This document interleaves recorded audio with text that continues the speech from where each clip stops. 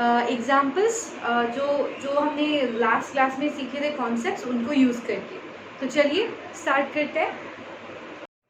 अब बढ़ते हैं ट्राई दीज के क्वेश्चन नंबर 2 की ओर।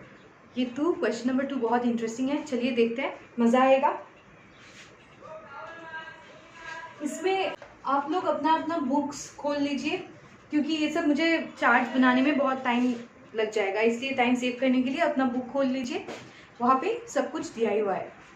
ठीक है, ओके। तो चलिए देखते हैं। पहले तो यहाँ पे दिया हुआ है कि रमन्स शॉप करके एक टेबल दिया हुआ है, उसमें क्या क्या बताया है कि हर एक सामान का पर केजी या फिर एक यूनिट के लिए कितना प्राइस होता है। ठीक है, वो सब दिया हुआ है। और दूसरे टेबल में दिया हुआ है कि sales during the last year, मतलब एक साल में उन लोगों का कितना सेल हुआ, कितना केजीज सेल हुआ। समझ में आया? तो देखते हैं क्वेश्चन नंबर 2A।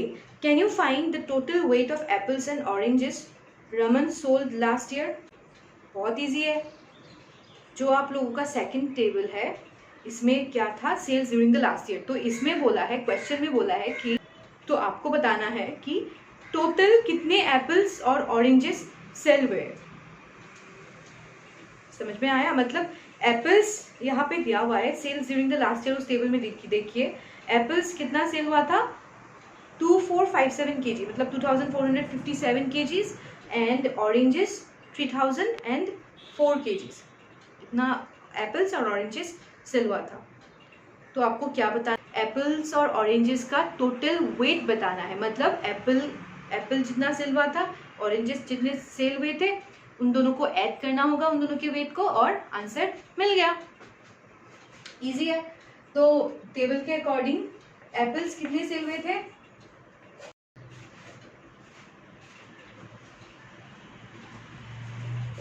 और उसी तरह वेट ऑफ ऑरेंजेस सोल कितने थे, 3004 kg। तो हमें क्या फाइंड करना था, total weight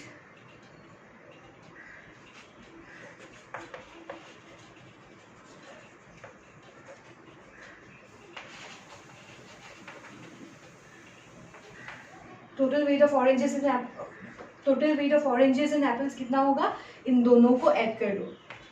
3004 kgs plus 2457 kgs।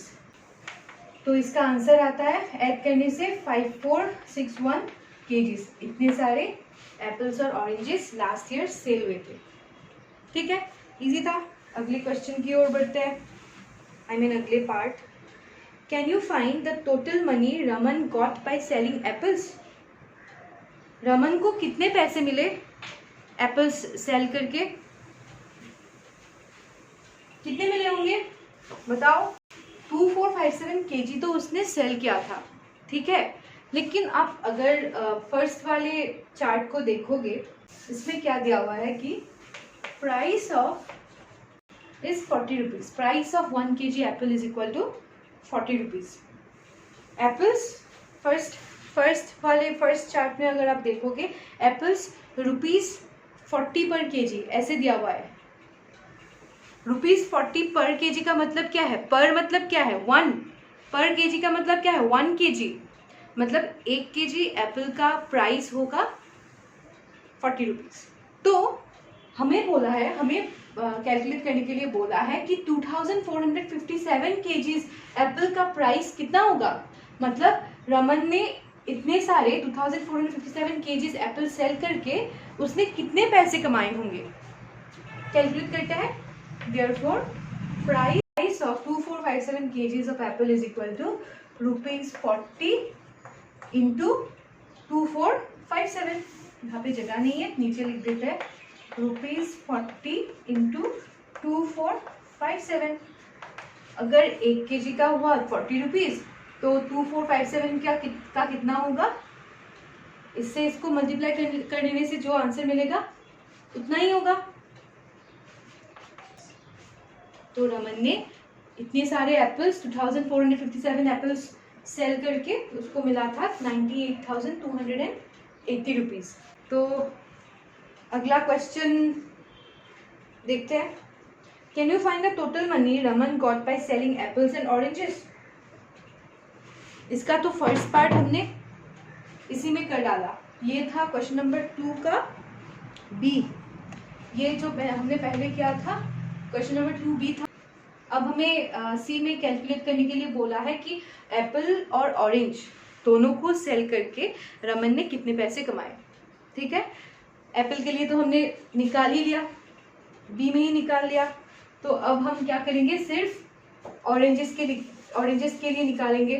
तो इसको बनाते हैं ऑरेंजेस। तो फर्स्ट टेबल में दिया हुआ है कि 1 kg ऑरेंज का प्राइस था 30 रुपीज़। तो इसको हम 30 बना लेते हैं, price of.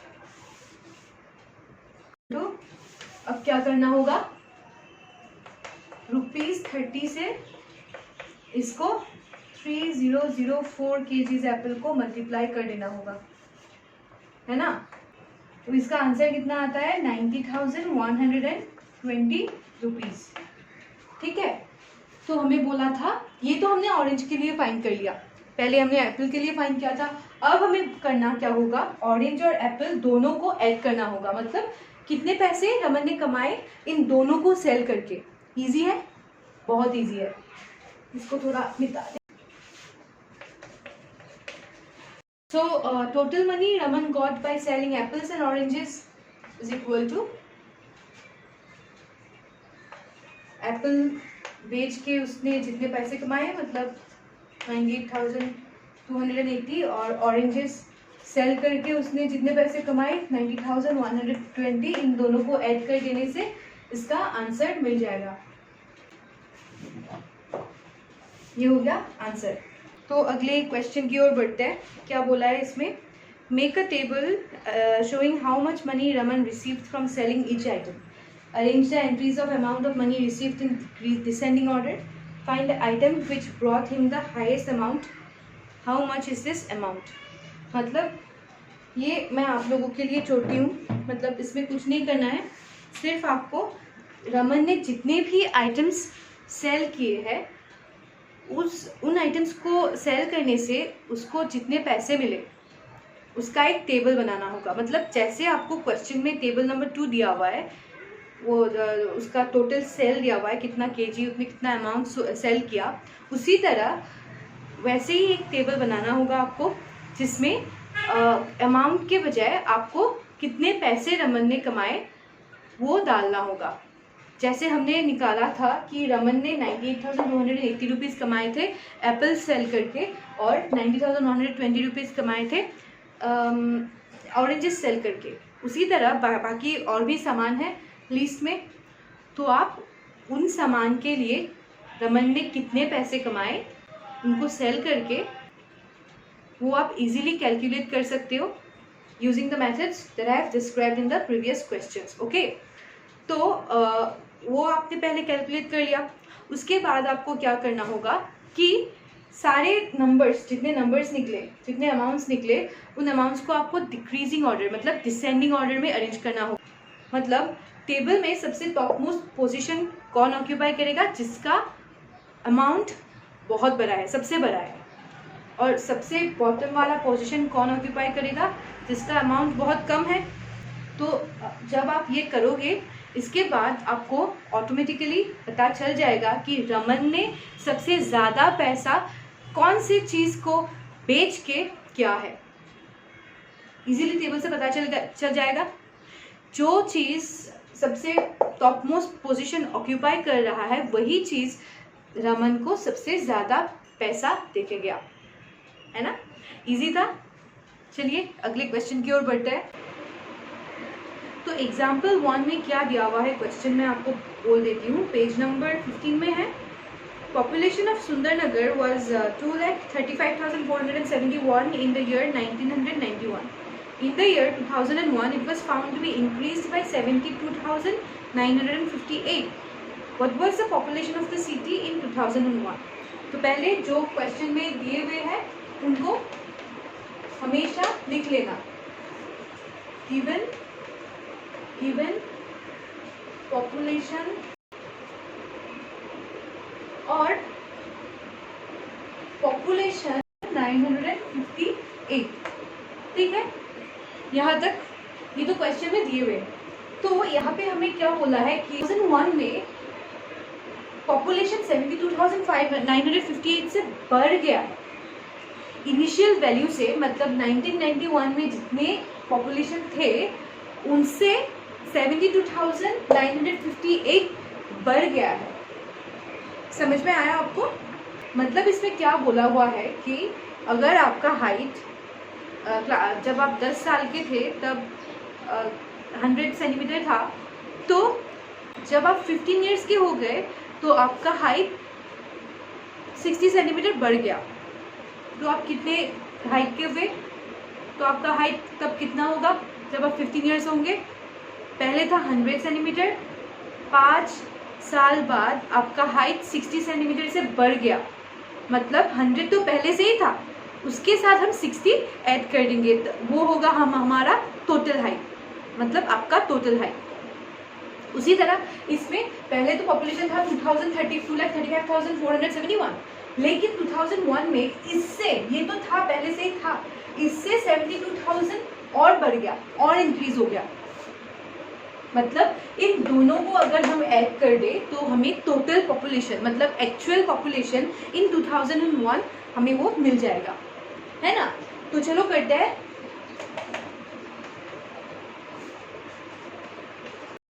Population in 2001 will be equal to 2,35,471 plus 72,958। अगर आप इन दोनों को ऐड कर देंगे तो वैल्यू कितना निकल के आता है? 3,08,429। तो ये हो गया हम लोगों का फर्स्ट क्वेश्चन। बढ़ते हैं अगले क्वेश्चन की ओर। तो क्वेश्चन नंबर 2 में क्या दिया हुआ है? In one state the number of bicycles sold in the year 2002 to 2003 was 7,43,000. In the year 2003 to 2004 the number of bicycles sold was 8,100,000. In which year were more bicycles sold and how many more? In which year more bicycles were sold? ये तो आप ऐसे ही question को देख के ही बता दोगे, मतलब लिख लेते हैं, लिखने से आसानी होता है। तो ये है क्वेश्चन नंबर 2। तो नंबर ऑफ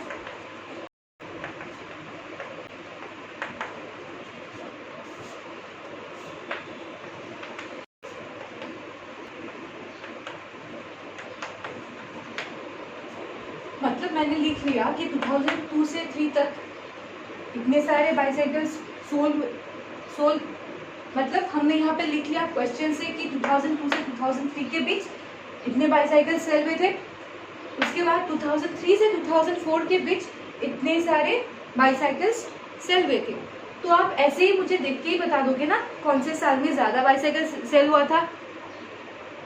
ऑफ कोर्स इसमें हमने पहले ही बहुत बार सीखा है 2 नंबर के बीच में कैसे कंपैरिजन करते हैं, है ना?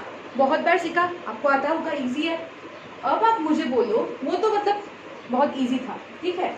अब आप मुझे बोलो कि हाँ ये तो क्लियर है कि 2003 से 2004 के बीच में ज़्यादा सेल हुआ था, लेकिन कितना ज़्यादा कैसे निकालोगे? मतलब पहले जितना सेल हुआ था, अब जितना सेल हो रहा है, उन दोनों के बीच में डिफरेंस कितना है वही निकालना होगा।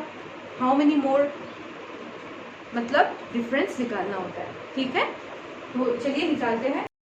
कैसे निकालोगे? मैंने बोला था 8,0,0,1,0,0 से हमें 7,4,3,0,0 को घटाना होगा। इसको घटाने से आंसर कितना आता है? 7,100 हो गया। समझ में आया होगा, बहुत इजी था। चलिए अगले क्वेश्चन की ओर बढ़ते हैं। तो अब क्वेश्चन नंबर 3 देख लेते हैं। चलिए, the town newspaper is published every day. One copy has 12 pages. Every day 11,980 copies are printed. How many total pages are printed every day? तो क्या दिया हुआ है कि एक कॉपी में, मतलब एक न्यूज़पेपर में given one copy has 12 pages. Okay, और क्या दिया हुआ है कि अब एवरी डे 11,980 कॉपीज बिक जाते हैं, सेल हो जाते हैं। ठीक है, तो हमें बोला है कि 11,980 कॉपीज में कितने पेजेस होंगे, टोटल पेजेस कितने होंगे, वही बताने के लिए बोला है। इजी है, चलिए। So 11,980 copies will have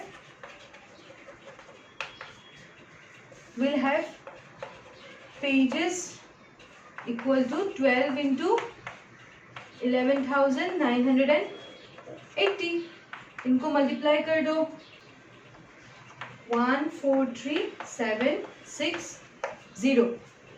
easy. मतलब क्वेश्चन में क्या दिया हुआ था कि हमेशा कितने पेजेस प्रिंट होते हैं, वही बात है, सेम ही बात है कि एक कॉपी में अगर 12 पेजेस प्रिंट होते हैं तो 11,900 कॉपीज में इतने सारे पेजेस प्रिंट होंगे। मतलब 11,980 कॉपीज अगर हमेशा बिकता है तो उसके लिए हमको उन लोगों को कितना पेजेस प्रिंट करना होगा, 1,42,760। इजी। अगले क्वेश्चन की ओर बढ़ते हैं। तो चलिए एग्जाम्पल 4 देखते हैं। The number of sheets of paper available for making notebooks is 75,000। Each sheet makes 8 pages of a book. Each notebook contains 200 pages. How many notebooks can be made from the paper available? अगर एक sheet से हमें 8 pages मिल रहे हैं, पहले तो हमें यही निकालना होगा कि 75,000 शीट्स में से हम कितने सारे पेजेस बना सकते हैं। अगर एक शीट से हमें 8 पेजेस बना सकते हैं तो 75,000 शीट से हम कितने पेजेस बना पाएंगे। इजी है, पहले हम गिवन लिख लेते हैं। बोला कि one sheet makes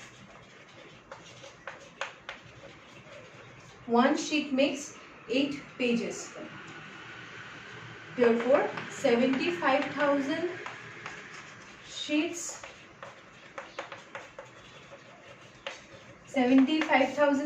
will make कितना होगा, 75,000 इंटू 80 को मल्टीप्लाई करने से 6 लाख हो गया।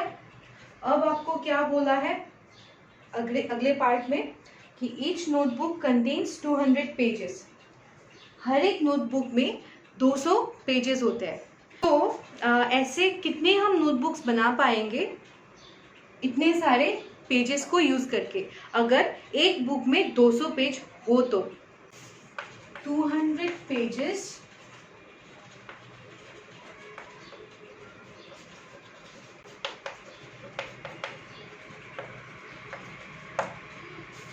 therefore 6 lakhs pages will make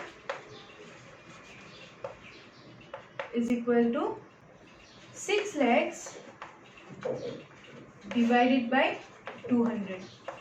इतने सारे, अगर 6 lakhs को आप 200 से डिवाइड कर दोगे, इतने सारे हम नोटबुक बना पाएंगे। आंसर कितना निकल के आता है, 3,000। ठीक है, मतलब 6 lakhs पेजेस को यूज करके हम 3,000 नोटबुक्स बना पाएंगे। इजी था यहाँ तक। तो आज के लिए इतना ही, मिलते हैं अगले वीडियो में। अगर आपको ये वीडियो अच्छा लगा हो तो वीडियो को लाइक कर देना, चैनल को सब्सक्राइब कर देना और share it with your friends. तब तक के लिए good bye, keep learning and take care.